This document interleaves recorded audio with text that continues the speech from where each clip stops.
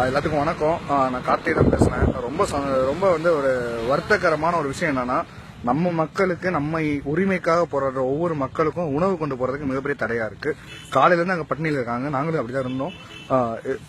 Press people காடை காமிச்சிட்டு நான் அதை வச்சுதான் வெளியே வந்தோம். வந்து இப்ப நாங்க சாப்பிட்டுட்டு மக்களுக்கு சாப்பாடு எடுத்து போலான்னு பார்க்கும்போது எங்க மாதிரி இன்னும் நிறைய மக்கள் வந்து அந்த மாதிரி வந்துட்டு இருக்காங்க. ஆனா யாருனாலே ஃபுட்டு கொண்டு போக முடியல. இப்ப பாருங்க, நான் கேமரா பேக் ஃபுல்லா அடுக்கி வச்சுட்டு இப்பதான் கேமரா பேக்ல தான் கொண்டு போயிட்டு இருக்கோம். ஆனா இதையுமே வந்து பாத்தீங்கன்னா இது பண்றாங்க. ஃபுல்லா செக் பண்றேன்ற பேர்ல ஃபுட்டை வாங்கி கீழே கொட்டுறாங்க போலீஸ்காரவங்க. இது ரொம்ப வந்து வருத்தத்தக்கதா இருக்கு. மேலும் இது போன்ற வந்து பாத்தீங்கன்னா மக்களோட இளைஞரோட எண்ணிக்கையும் குறைஞ்சு வந்துட்டே இருக்கு. இளைஞர்கள் கொஞ்சம் எழுச்சி எடுத்து வாங்க. நம்ம உரிமைக்காக தான் நம்ம போராடி இருக்கோம். யாரும் ஒன்றும் வந்து ஏதோ அரசியல்வாதி செத்துட்டாங்கன்னு கடை அடைக்கிறதும் பஸ்ஸை உடைக்கிறதும் நம்ம ஒன்றும் பண்ணல. அது மட்டும் இல்லாம ஒரு மிகப்பெரிய ஒரு கேள்வி இருக்குங்க. அது என்னன்னு பாத்துக்கிட்டீங்கன்னா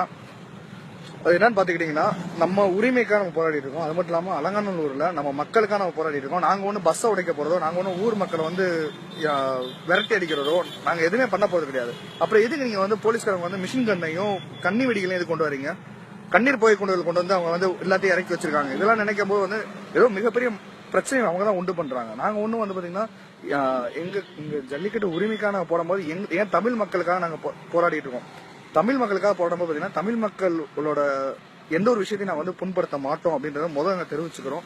காவல்துறையினர் தான் எல்லாத்தையும் இவ்வளவு கஷ்டப்பட்டு நாங்க வந்து இது பண்ணிருக்கோம். பேக் க்ளோஸ் பண்ணிருக்கோம். இப்ப இது எவ்வளவு பெரிய கொடுமை பாருங்க. என் மக்களுக்காக நாங்கள் கொண்டு போற உணவுகளை வந்து மறைமுகமா ஒரு கேமரா பேக்ல வச்சுட்டு கேமரா எடுத்து வெளியே வச்சுட்டு இதுக்காக வந்து பாத்தீங்கன்னா இவ்வளவு கஷ்டப்பட்டு நாங்கள் கொண்டு போகணுன்ற அவசியத்தை பார்க்கும்போது ரொம்ப கஷ்டமா இருக்குங்க. இது எல்லாருமே தயவு செஞ்சு ஷேர் பண்ணுங்க, மக்களுக்கு சென்றடையணும்.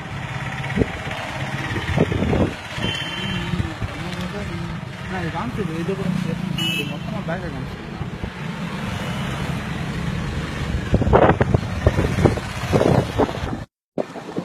அங்க இருக்கிற வந்து 400 இளைஞர்கள் இருக்காங்க, 400 மாணவர்கள் இருக்காங்க.